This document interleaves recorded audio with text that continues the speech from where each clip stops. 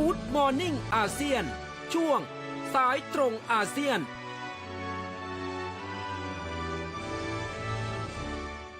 ช่วงนี้นะคะเราจะไปอัปเดตเรื่องราวจากสิงคโปร์นะคะกับคุณคริสเตนฮานค่ะ Good morning. Good morning. Good morning. How are you, Kristen? I'm doing well. How is everyone? Yep. Today, as for your topic, you're going to talk about the car population growth in Singapore, right? Yeah. So there was an announcement by the Land Transport Authority that they were going to revise this formula of to 0% car and motorcycle population growth. And for a little while, there was a bit of a misunderstanding in some international news outlets who thought that the Singapore government was saying that there was going to be, no more cars allowed on the road and no more new cars in Singapore. But actually what I really meant was that they were just going to revise the quota of licenses given for cars so that there will be no more growth in the population. People can still buy cars, but it depends on,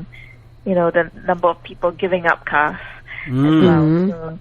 the Singapore government has for a long time been using a policy where they only release limited sort of licenses for people who can buy cars. So they call it a certificate of entitlement. So you need to buy one of these certificates before you can buy a car. And so the car population, the 0% population growth just means they're going to release less of these certificates so that the number of certificates released match the number of cars that people give up as well. And it's because they're trying to curb the population of cars and trying to push Singapore to be what they call a car light country. Well, Kirsten, does it cost a lot to get a certificate of entitlement? Yes, so it's expensive. It's very expensive to own a car in Singapore. The certificate itself, like if you wanted to buy a car, the certificate itself could go up to like 40,000 Singapore dollars. Wow. So by the time you actually buy a car, after you've bought the certificate, pay the price of the car plus all the taxes, your car could be about $100,000, $110,000. So it's very expensive to actually own a car in Singapore. Yeah. Kristen, what are the reasons? Yeah, so it's because the government really wants to regulate the numbers of cars on the roads because Singapore is a very small country and they want to avoid, problems like congestion and regular traffic jams. And there already, the car population has grown in Singapore. And, where previously there weren't really jams, now you do get it and people complain. And the government says, well, because we're such a small country, there's a limit to how many more roads we can build. And so their solution is to not allow the car population to grow any further, but to improve the different public transport networks. So they're building more kind of train lines and train stations. And they're also trying to increase the number of bus options. And then they promote other things like, there are now kind of bike sharing platforms for short distances. And so they have this slogan where they try to encourage people to walk, cycle, and ride.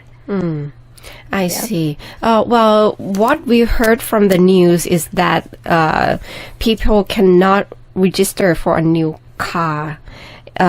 from February next year, right? But you said that actually the government will just rearrange the quota. So how will it be? Yes. Yeah. So because in Singapore, the rule is also this certificate that you buy that allows you to buy a car is also only valid for 10 years. So at the end of 10 years, you either have to buy or, purchase a renewal of the certificate, which is also a very expensive thing to do, or you deregister your car. So if the car is still in a good condition, you can sell it to a used car exporter who then sends it on to places like New Zealand or Australia. Or you can scrap the car where you sell the car to a scrapyard for the metal. So at the end of 10 years, a lot of people, instead of spending all that money to renew the certificate, they just give up their cars. And, they either then have to bid for a new certificate and buy a new car, or they just give up and don't have a car at all. So the quota is being revised to match this number of deregistrations every year. So people who still want to use the car, they will have to be on wait list or something like that? So people who want the car will have to bid for this certificate. And because of the zero population growth policy, it just means that there's going to be less of these certificates, and it's just going to be more expensive to get the certificate. Yep. So you can still get a car. It's just going to be even more expensive than it's already been. Yes. What's about giving up a car? Giving up a car certificate, is it easy? And then what's about the trend? Yeah, at the end of 10 years, people do give up their cars, and you can get a subsidy from the government. You'll get back only a fraction of the price that you've paid for the car, but you go to the scrapyard and you can sell the car, and then the government gives you a subsidy on top of that. So every year there are a lot of people who have to do that because of the rule that once it reaches 10, you either do that or you pay this premium to renew. And most people feel like, if they're going to have to pay this premium to get a new certificate, they might as well give up this car, get the certificate, and then get a new car. Well, from statistics, more people give up their cars recently?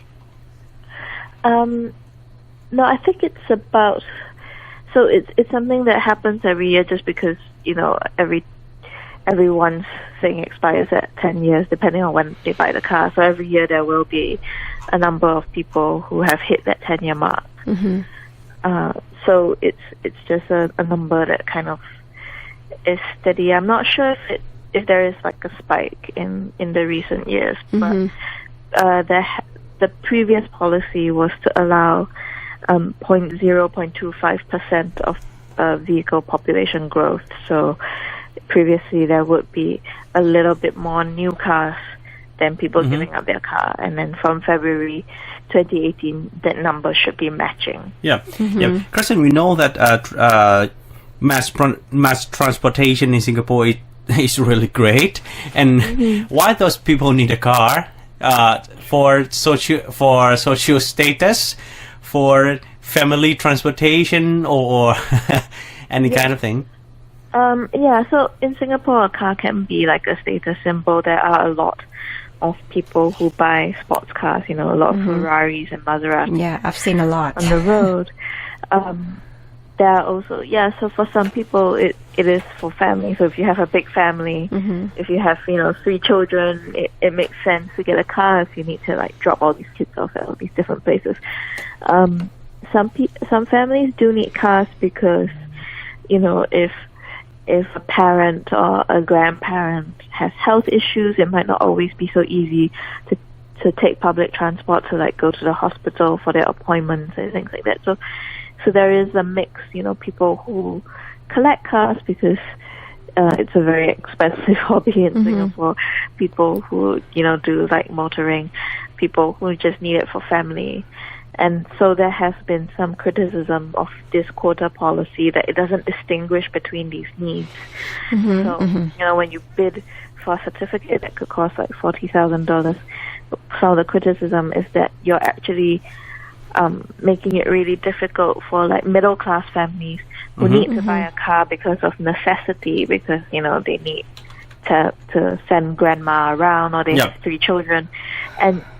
that's making it really difficult for them. Whereas a guy who's collecting a Ferrari can always afford to buy this certificate. So there has been some suggestion that maybe there should be some different systems that will allow the middle class family to buy a car and maybe make it more expensive. So perhaps the certificate should be more expensive if it's your second or third car. However, it's not a big deal for a Ferrari's owner, right? Yes, exactly. So it will this current system kind of prevents middle class families from owning cars, and does not prevent a Ferrari owner from collecting, say, even 3 or 4 Ferraris. Yeah. Oh, Okay, nice. so can I sum up like this, Kristen? After from February next year, there will be no certificate of entitlement issued. There will be no more for car, but people just have to wait for the cancellation or the return of the previous or No, I think that they won't be stopping the certificates. They're just going to be calibrating the formula to match the amount of cars that are due to be deregistered in that year. So they will still be releasing certificates every quarter. depend on the certificate that is given up. Yeah, so it will be calibrated down. So they will have their models to predict how many certificates should be given, I see. given out. Right. And yeah, so it's just gonna be a shrinking number compared to the Okay. number that they gave out this Okay. year. Yeah. How Thank about you. you? How about you, Kirsten? Do you have a car? No, I A didn't supercar? even learn to drive because I didn't even learn to drive because I thought the car would be so expensive. So if I learned to drive, I couldn't get one. Yeah. Thank you see. very much, Kristen. Thank you for joining us this morning. Thank you. Have a nice day, Kristen. Goodbye. Thank you. ค่ะก็เป็นประเด็นที่เป็นข่าวมาตั้งเป็นสัปดาห์แล้วนะคะสำหรับเรื่องของที่เหมือนกับกรมการขนส่งทางบกของสิงคโปร์เขาเนี่ยนะคะ LTA Land Transport Authority เนี่ยเขาประกาศเรื่องของการที่ว่าจะไม่ให้มีการ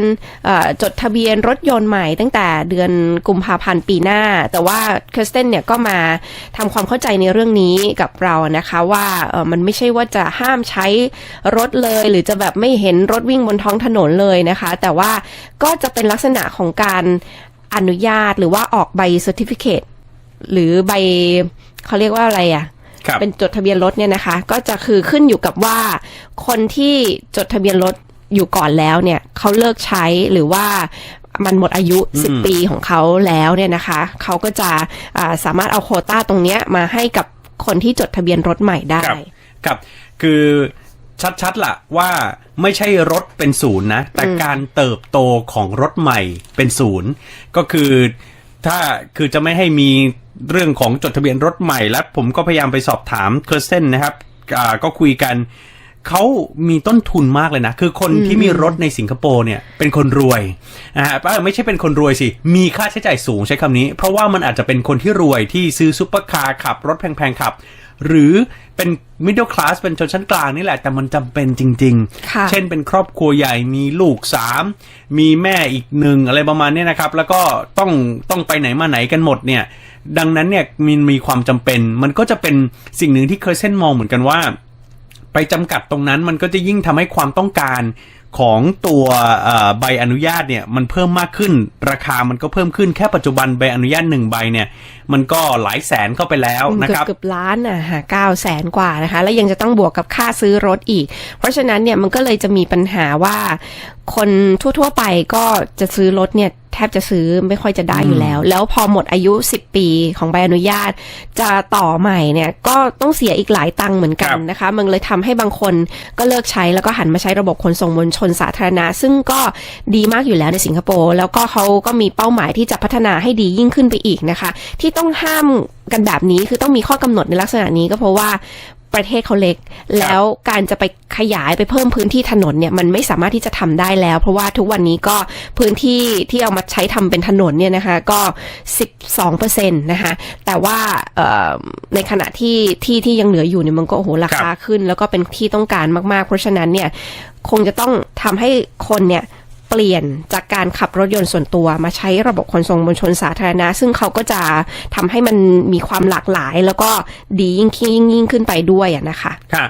สอบถามไปนะครับว่าแล้วปัจจุบันคนขอยกเลิกใบอนุญาตเนี่ยกันเยอะไหมเพราะว่าถ้าเกิดของมันไม่โตขึ้นมันก็ต้องรอให้คนยกเลิกแล้วก็เอาไปให้คนใหม่ก็บอกว่า10 ปีที่ผ่านมาแนวโน้มมันก็เพิ่มขึ้น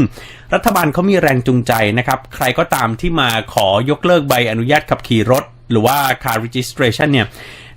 เขาก็จะมีเงินชดเชยให้บางส่วนด้วยนะครับก็เป็นการจูงใจให้คนเนี่ยทยอยกันไม่ใช้รถอย่างไรก็ตามมันคือถึงจะแพงขึ้นก็ตามนะฮะมันก็ไม่ได้มีปัญหากับคนที่เขาขับซุปเปอร์คาร์หรือว่า Ferrari แต่อย่างใด